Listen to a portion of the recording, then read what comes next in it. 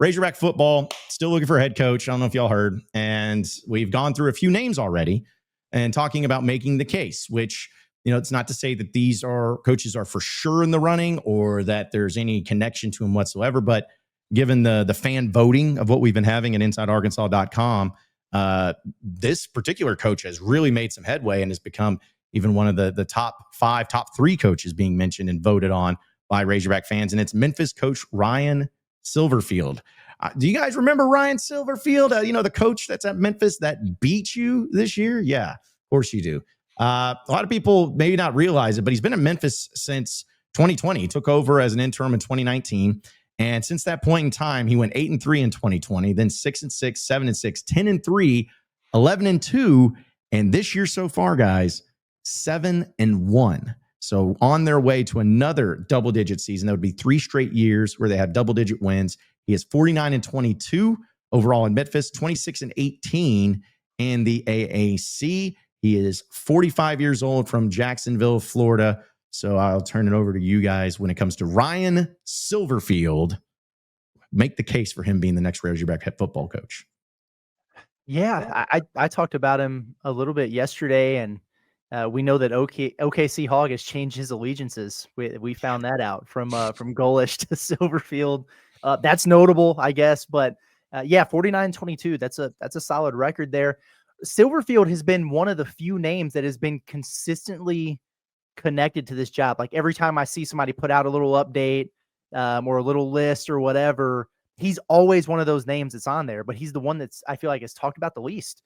And he's never had a losing season, back-to-back double-digit win seasons. He's probably about to have another one, like you said. He's 7-1. Even despite losing to Alex Mortensen, like they still have an outside shot at making the college football playoff. The way this thing is shaken out. I said this on the show yesterday, and I'll say it again today, but this is a guy who beats the program that we all love. He beats the coaches that we would all love to coach this program, but we seem to be just very against or hesitant loving him as our coach. And I do have to ask why. Like I've heard it's his aura, or, he has no motion. The dude is coaching at Memphis and he has them rolling. So he's got to have something going on there, I would think. Other coaches who have come from Memphis have flamed out. So like we're using Mike Norvell or, Fuente to argue against Silverfield. I think when you have to bring up other people to discredit someone, that usually means you don't have a whole lot of ammo against them individually. Oh, I've heard a lot of people say, I don't like his game man. Did you see his game management against Arkansas? You mean when he overcame a 3-score deficit and beat the Razorbacks? Like, are we nitpicking here? Were you mad when he did the same thing to, everybody's new heartthrob, Alex Golish, who he has a superior resume to? He beats John Summerall. He beats Eric Morris. He beat Florida State. He's beaten West Virginia. He's beaten Boise State. He's beaten Iowa State. And I just look at him. He has resources above his weight class at Memphis, but he punches above his weight class at Memphis. So, Memphis was already good before he got there. Okay, they're still good. What the hell do you want him to do? Take over a winning program and keep winning? Like, that's exactly what he's done. So listen, he is not my top candidate. Absolutely not. I gave my list yesterday. He's not in my top 3. And I know it's not like the sexy or splashy name or whatever, but the dude is a winner. And I do think it would be wise for us as Razorback fans to at least take him more seriously as a candidate. I'm not trying to I know it's like the making the case. So we kind of put our own twist on it and everything.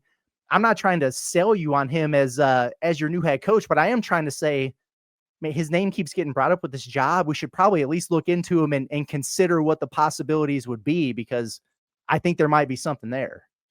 The thing that's interesting to me about Silverfield is normally, like, a lot of these candidates that you see that are head coaches at Group of 5 schools have pretty similar resumes. They started off as a position coach under a really good head coach, and then they, eventually became a coordinator. And then, maybe they became a coordinator at a big school, and then maybe they became a head coach at a small school. They all kind of made their bones. Silverfield's resume is like all over the place. He's been at like 7 different NFL teams. He's been position coaches at a bunch of different colleges, like just random 1 or 2 year jobs. And so that'd be one thing that, like, if we ever got to hear from Silverfield, if he ended up getting the job, I would want to hear a lot about that, of like, hey, who are some of these coaches that you learned a lot from? Who are the ones? Because you clearly learned from a lot of different people and took a lot of those lessons. And now he's been at Memphis for pretty much a decade. like almost an entire decade. Another thing that's interesting, he gets hired as the O-line coach at Memphis. And I guess it was like 2016, 2015, 2016. He's the O-line coach for 1 year. Then all of a sudden, now he's the run game coordinator and the O-line coach for a couple years. And then now he's the associate head coach. And then, of course, whenever Mike Norvell leaves, he gets the head job. That to me is interesting. And, it could be as simple as, hey, they didn't have anybody else. He was kind of the only other guy. But for a guy to get hired as the O-line coach, and then 3 years later, he is thought of so highly in that organization that he is now the obvious head coach, and he'd become the associate head coach officially before that. I think that tells you a little something about Ryan Silverfield and the impression that he's made on some of the people he worked with. And Curtis, you make the point of, he took over a program that was already kind of rolling. Well, he was also a part of getting that program rolling and a part of what made it good under Mike Norvell. And so it's like, I'm not doing the thing where I'm like, well, if you look at it, maybe Mike Norvell was only having success at Memphis because of Ryan Silverfield. I'm not even making that case, but I do think that Silverfield, like, we can only take him for what he has on his resume. And there's nothing on his resume that I look at and I'm like, don't love that. I'm not really thrilled about that. I think there's something there. I think the one thing that's undeniable about Memphis is they have a very clear culture in place, and that culture serves them very well. They win a lot of games. Now they're not like dominating the AAC every year and winning, the conference all the time. They're not making the playoff, but it's like they have a very clear winning culture that wins a lot of games. It's consistent. There's an expectation. There's a standard. That's awesome. And ultimately, when you're hiring a guy to take over your program, you're counting on them to build a culture and make that work.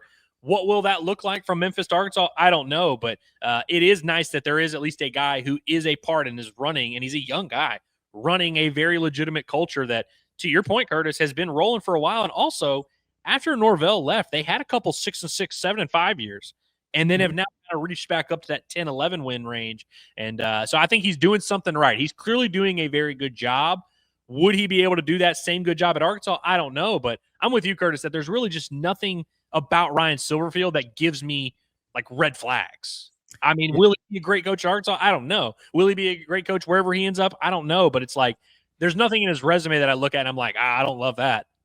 Yeah, that's my thing is like, because you brought it up, Andrew, as far as, him taking over the program, kind of having a little dip and then coming back with it, like the way that they have. That to me nixes any sort of argument people have, well, he just took over a great program and just kept it going. It's like, well, no, because they had a dip and he got it back going in the right direction.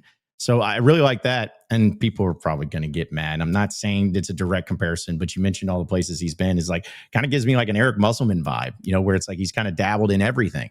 He's dabbled in high school. He's dabbled in college. He's dabbled in the NFL. He was a quarterback coach. Like, it was crazy because you think about like, he was the Memorial Day high school head coach where he went 1-9. Maybe that's the one that he can hold against him.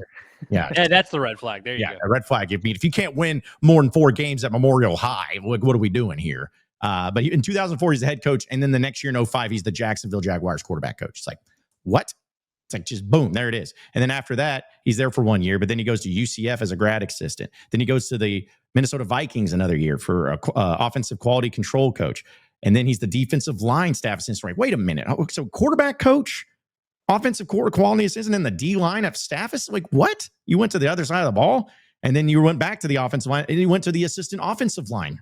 Like, where you're all over the place. Now, again, is that bad? Is it good? Whatever. But my biggest green flag to me for Ryan Silverfield is, other than the record, because he wins, is just the fact that he's dabbled in everything, man. He's been on offense, defense. He's been on the line. He's been in high school. He's been in coaching different position groups and in different roles. Some of it being an actual full-time assistant, some of it being a quality control or a GA. He's been everywhere, and usually, to me, the best type of, if you call it an owner or a manager or whatever, is those who had been in those other positions because they know how they work, they know what makes them click, and how they can be successful. So, to me, that's maybe the thing that, besides the record, that I really like about Ryan Silverfield is, it seems that he has a good grasp on every level and in every way.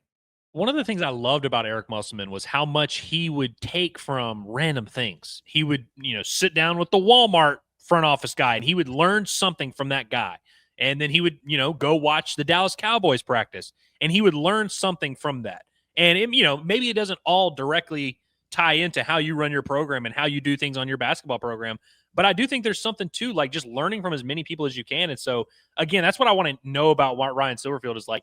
Who were the most influential ones of all those many stops, whether it was the Vikings, the Jaguars, wherever, maybe it was just Mike Norvell at Memphis. Like, who was the guy that really influenced you the most, and what were some of those lessons? And I think he's an interesting guy. Like, I just think there's something there. Does he have this crazy personality that's going to fire us up? Maybe not, but I kind of want to get in a room with the guy and talk to him for a little bit, if I'm being honest. Yeah. Well, and according to, I haven't posted just yet because it's just updated, but for the coaches voting, Ryan Silverfield is third behind Rhett Lashley at 2 and James Franklin at 1. That was a couple hours ago. Now Silverfield has surpassed Rhett Lashley as the number 2 guy, according to our Razorback fan vote. So really, for what it's worth, yeah. One thing I do want to remember about the Arkansas-Memphis game, because I've seen some people use that as citing as like why they would hire Ryan Silverfield, and then I've also some people be like, well, Arkansas sucks, so it's like you only beat Arkansas by 1. That quarterback, Brandon Lewis for Memphis, who is a really good athlete, cannot throw a forward pass 10 yards. And had he been able to do that, I think they would have beat Arkansas by like 3 touchdowns. Like there was in the first half, he missed like 5 wide open throws that we kind of forget about. I think there's a case to be made that Memphis actually beat Arkansas way more soundly than the 1-point victory or whatever it ended up being. Oh, were you gonna say something, Curtis? I didn't know if you were. Well, no, I agree with that. Actually, I think that's a good take. I'm kind of, my office door just swung open and there's nobody here. Spooky season, like, man. I don't know. I don't know what happened. And sometimes, like if you have a good seal or whatever, and like your air turns on or something, it'll shut a door. But like I've got the system turned off, so it wasn't that. Like I don't know. And my dog's right here beside me. I just don't know what happened. So it's kind of got me thrown. But anyway, maybe Michelle got taken in the rapture. She was trying to tell you before it happened. Yeah, and I don't hear her or my kid, which one of them is usually yapping. So I don't know what's going on. But anyway. Well, if you need to leave and check on something, go make sure everybody's alive. Yes, please do. If that's the case, like you can just circle back with us. Everything's good to go. But yeah, I'm giving her 30 seconds to respond in the chat, or I'm out of here. All right. Well, there. Oh, I heard her. Okay, she just laughed. I heard her. Okay. All right. We're good. So no spooky season over there at Curtis's place, but find out. Maybe Wesley's walking already. Maybe he's already going around and knocking doors. Here we go. So classic. Which, by the way, real quick, because I know we'll have our heavy hitters. To give you an update on the full voting percentages that we have over 2,000 people voting, which I appreciate everybody that does, because some people that are weird where you're voting nonstop, like for one candidate. That's weird. So I try to take that in consideration. But right now, where it stands, and also too, folks, the percentages, it's you can vote as many coaches as you want. It's about the amount. So if you had 2,000 people vote, this percentage of people is who voted for this coach. So just to clarify that. So James Franklin leads the way at 49.5%. So essentially 1,000 people voted for James Franklin as they'd be cool with him being the next head coach. He's leading the way. After that is Ryan Silverfield. And then very close on his heels is Rhett Lashley at 3. After that is Alex Golish. And then after that is John Sumrall. And so you have him. And then after that, still Bobby Petrino. So, yes. Hey, by the way, so I just want to make this clear. I actually don't have a huge preference between all these guys. I would lean Golish over Silverfield, despite the fact that Silverfield literally beat Golish in a game on Saturday. I think both guys are pretty similar ranges of candidates. I would lean Golish, but for everyone doing the aura thing, is Golish just dripping with swag and aura? I was gonna say that a few minutes ago, and I took the high road. I like the guy. He's actually one of my top guys. Was like, if we're doing hey, we can't hire Ryan Silverfield because of his lack of aura. Well, then how the hell are you going to justify hiring Alex Golish, who has similarly no aura and just lost to Ryan Silverfield? Right. Yeah. And like Finch says, Golish wins. He does sort of, but Silverfield wins more and wins against him. And he's done it more than once. So I don't know, man.